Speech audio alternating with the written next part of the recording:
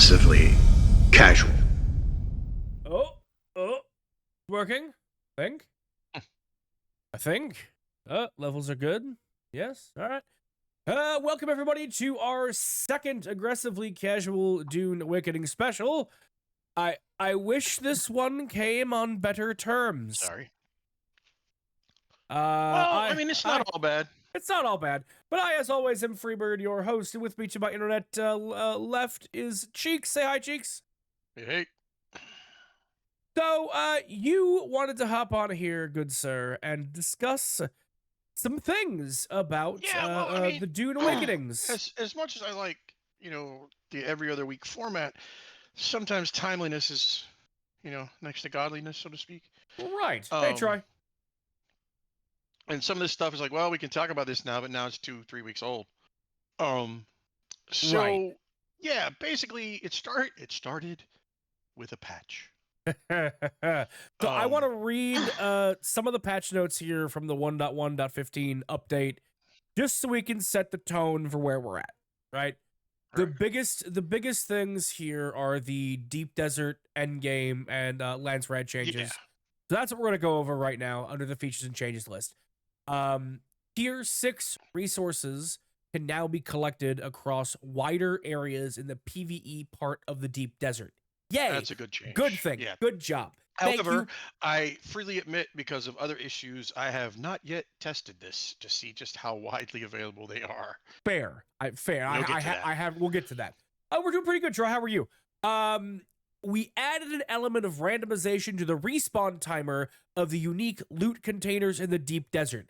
Admittedly, I don't understand what this means. Okay, Can you explain this to me? Yes, I can. So the deep desert, just like every other chest, they all respawn every 45 minutes.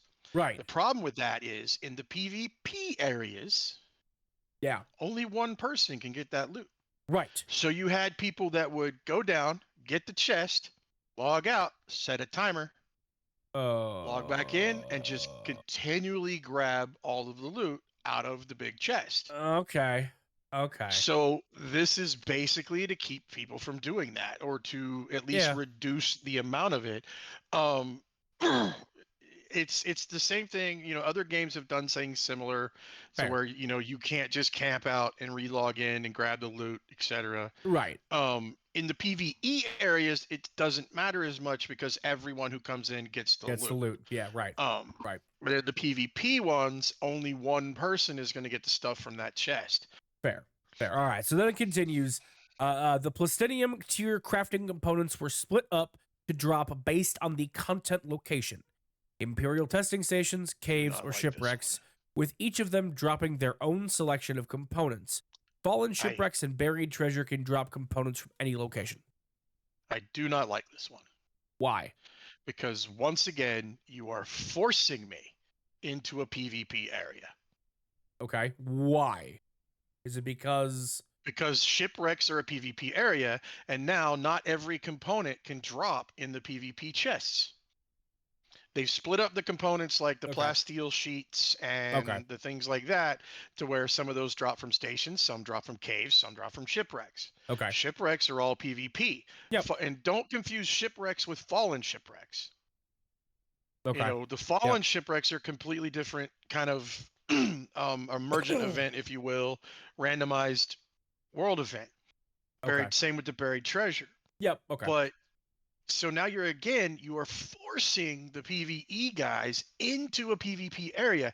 And when you combine that with another change, I think that has the possibility to lead to more griefing rather than less. Yeah, so added a chance of a different selection of uniques. This is poorly worded. Added a chance of different selection of uniques drop in PvE loot in the deep desert. That is a very poorly worded. The chests in the deep desert tend to have they're on a rotation basis weekly. Right. They have 3 or 4 items that will drop out of them each week. Next week that'll change. So if you want the the Dune Walker sniper, you have to get it in that week that it drops. Right. What this is supposed to do is at least give something of a chance, so that pretty much anything can drop. Okay. I don't know how wide Okay. it is. I don't know if Okay. it's like, oh, hey, we've got a 2-week spread now with, you're mostly going to get the stuff from the week, but there's a tiny little chance you'll get something from next week or last week. Okay. Or if it's just, there's a tiny chance you'll just get something else. Yep. Fair. Okay. Again, having avoided the deep desert because of a different bug, I haven't had a chance to really test this yet. Fair. The spawn rate of medium fields increased from 5 back to 8, and of the small spice Jesus Christ, this is again terribly Yeah, worded. their wording is really the terrible. They need a small spice proofreader. fields increased from 22 to 30. Great, good, Yes, awesome, this good job. this is actually good because when I've been out hunting spice in the deep desert, I have not seen a single medium field. Right. None. Right. Zero. And the small fields were few and far between. And that's even out into the actual PvP areas. Yeah, because you went way up there the other day. I remember. I was way out.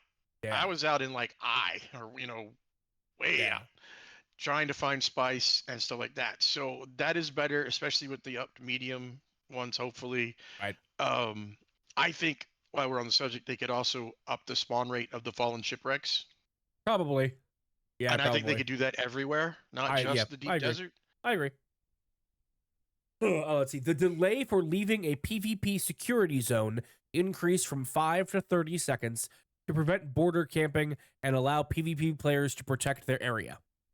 Yeah, that's going to lead to more griefing, not less. That's gonna lead to more griefing. What they're trying to do is to keep people from dancing in and out of the zone. Yeah. But now you're forcing me into PvP areas to get the materials. So if I'm a large griefing guild, I just go sit a bunch of people in each shipwreck among the things and just wait.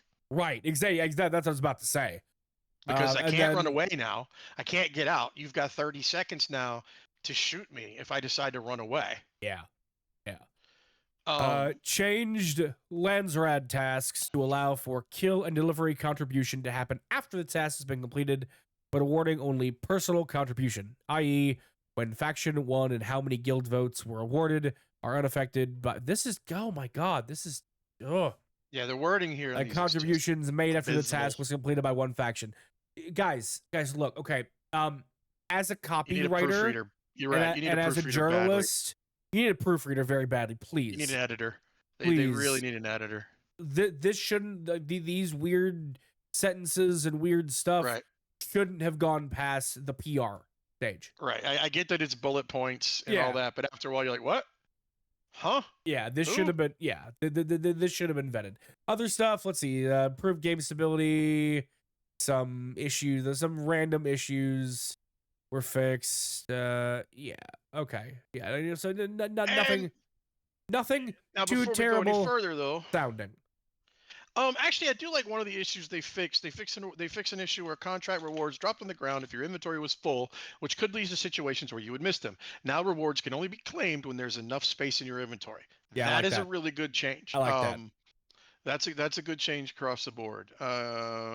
Also, fix an issue where vehicle modules would not highlight properly if you had a customization applied. Yep. Both Jeff and I don't know about you, but we were running into this hard. You have to get in just the right spot to repair some of that stuff. That's how Grandma died. Yeah. No. All right. So then this one fixed an exploit that would allow building a vehicle with items from other players' inventories. I didn't even know that was a thing. I didn't know it was a thing. Yeah, I didn't know it was a thing. However, as good as this patch is overall, and I think overall it is a good patch. Yeah. They introduced some bugs. In particular, there's a bad inventory bug. The problem is they pushed this change out Monday before the Coriolis storm, which is the weekly reset. Right. What happened then is when they restarted the servers, all of the control points in the deep desert randomized and landed right on top of some people's PvE bases, allowing guilds to come in and just rake everything out of their base, basically. So that's just no, because I get it. You wanted to push these changes out, and Funcom has a habit of this. Like they put the deep desert changes on the public test server. They were there for like 2 days. Yeah. And then they pushed it. Well, what was the point? Right. You can't tell me you got a lot of data because people had to log onto the test server and then get back up to level to go to the deep desert, gear back up.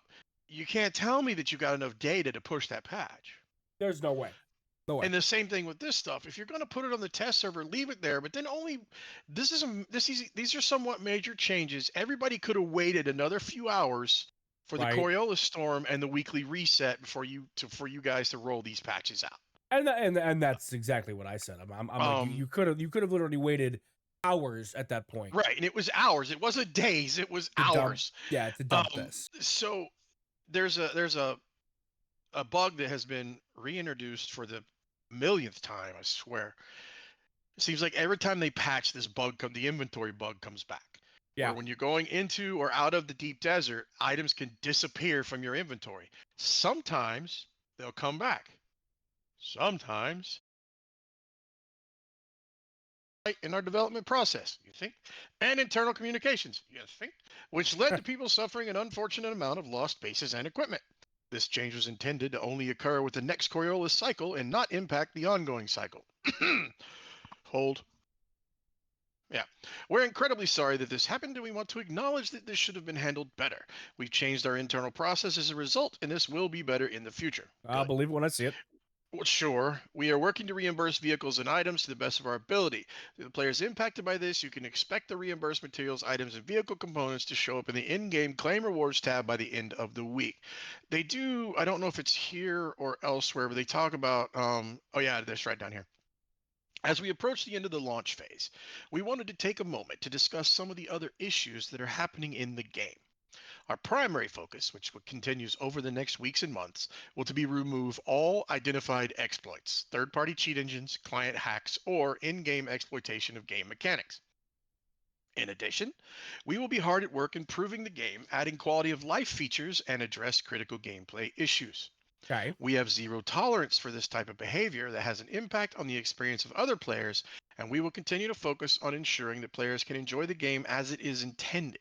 If you see someone cheating or exploiting, please report them to us using the available channels. We've taken action on several hundred players who have abused exploits, cheats, and hacks, and there will be more waves of bans coming as we identify further culprits.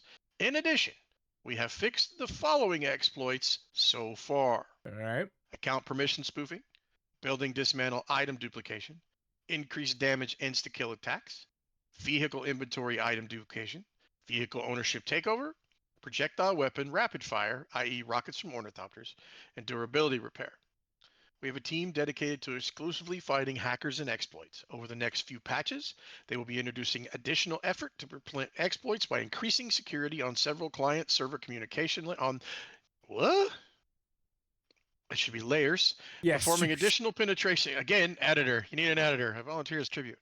Performing additional penetration testing against common attack vectors and auditing our item and inventory systems to make sure they are resistant to item duplication. Item and vehicle loss. We apologize to people who have lost vehicles or other resources due to the various bugs in the game. These events can be rather thorny to untangle because there is a legitimate item loss due to game mechanics, which makes it difficult to identify items lost to bugs. Uh-huh. Yeah, I can see it. Because if your database just says you lost an item, it probably doesn't say why. Right. At launch, we lack the tooling and logging to identify and reimburse all circumstances of item loss. But we have been working on improving our tools so that we can better reimburse players for vehicle losses due to bugs. There is a backlog of customer support requests, so we beg your patience when waiting for tickets to be resolved. Our aim is to resolve support tickets as quickly as we can, including tickets that were closed near launch when we weren't able to properly reimburse players. That's interesting. If you have lost a vehicle to a bug and require assistance, please submit a ticket in-game and include vehicle type, tier, when and how you lost the vehicle. The development team has been also working to address the root cause of the item loss in-game. We have a dedicated team focused on mitigating vehicle item loss on server crashes, disconnects, server mesh transfers, and traveling between maps. To our players, we appreciate you and your continued support. We have a lot of exciting things planned for Dune Awakening, and despite a few bumps in the road, we're really excited for what the future holds. We hope you are as well. Sincerely, Joel, Vlad, Scott, Oli, and the Funcom team. So, one, good job for stepping up. Yeah, absolutely. So a little communication before today in between might have been nice. I was gonna say, People were crying I for a rollback, and while I agree, the problem with rollbacks is the farther away you get from the rollback, the more people you're going to piss off when you do it. right. Yeah, that's the problem. So if If they they were would going to have if roll they would have back, rolled back hours previous, not a problem. right, We're it would have talking been, about a yeah, couple nobody would have days at this complained. point, and that's never gonna happen. Right, and that's just never going to happen. As soon as you let it roll into the next day, Yeah, that that that dog don't hunt no more. yeah, exactly. Um, because now you've got to roll back a lot of hours of play for both continents, basically, both areas, the U.S. and Europe, and you're just Right. gonna piss off more people than you make happy. Yep. Because those of us that weren't exploiting or didn't lose anything or whatever, we're still playing the game and gaining materials, and then you just took those away. Exactly. Um, but that's also though part of the reason I haven't been doing much this week, because I'm like, well, I'm not gonna go do a bunch of stuff and then they're gonna roll it back. I'm just gonna do it again. Right. Um, Right. Yeah, it's same here. I'm just like, well, I don't really want to mess around with things that they might have to take away for one reason or another. mm, That doesn't interest me. right. That doesn't So, seem fun to me. So, I'll um, wait. I have no problem I waiting. like that they were fairly. This is fairly clear. Yeah. I mean, Yeah. bad editing notwithstanding, it's fairly Yeah. clear. It's fairly, yeah, we screwed up. You know, um, if you want to build goodwill with your community, this is probably a good way to do it with the majority of them. The fact of the matter is when things like this happen, there is going to be a percentage of players that will be not happy no matter what you do. You could like reimburse them 3 times of everything they just lost, and they would still be unhappy. Right. Um, I was looking at it the other day. I have, well, right now Steam says I have 200 hours since we went live. Yeah. Um, If you include the closed beta, what do you think you're at? closer to 600. Yeah, I think about the same for me.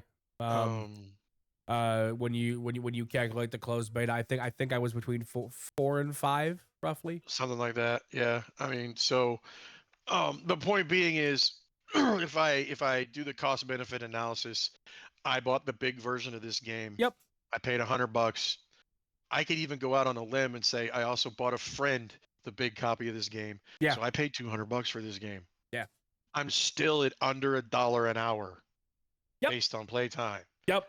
You can't complain. You can't complain, Right? and you cannot complain. And the other And I thing can't is, say, oh, you need to reimburse me. Okay, well, right, here's your 3.7 cents.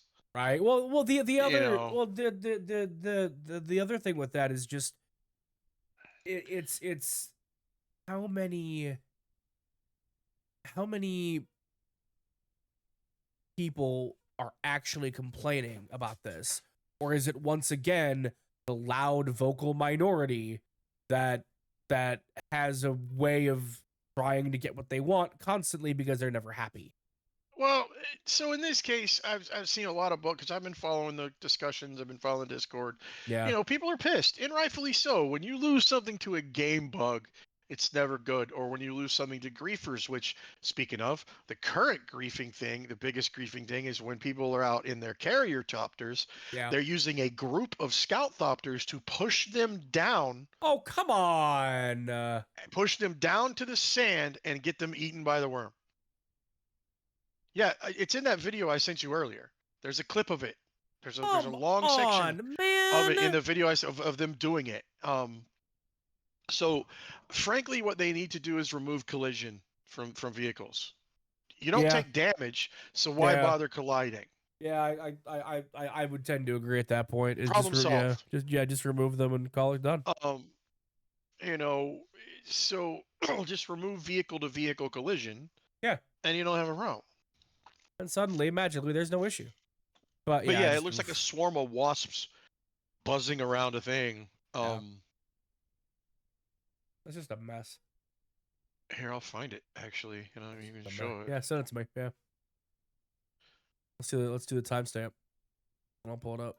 There we go.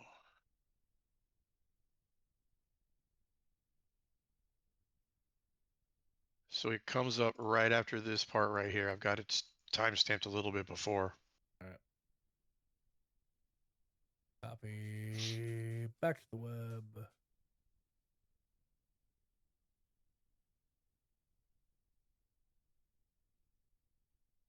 Yeah, watch this. This is a PvE There. zone. Check The it out. Zergov ornithopters are attempting to push the carrier down to the sand. I mean, so it the worm literally eats looks like it. a swarm of Anywhere you wasps. cut it, Yeah. this is griefing. Yeah, they are. They're trying to make That is so nasty. Now, looks like the, a white if you, fox. if you Does leave anyone the, have video, the compass? audio off, but the person recording this, they're out. There's a group of them, and they're trying to figure out how to help this guy. Right. So one guy went over and landed a little bit away, and just started firing off his compactor to call the worm to him. Yeah. You know, this guy does eventually figure out, you know, if I hit the thruster, maybe I can get away. Yeah. But this is the latest griefing tactic. That's just shitty. Yeah. Well, I mean, it's clear griefing. That's the thing.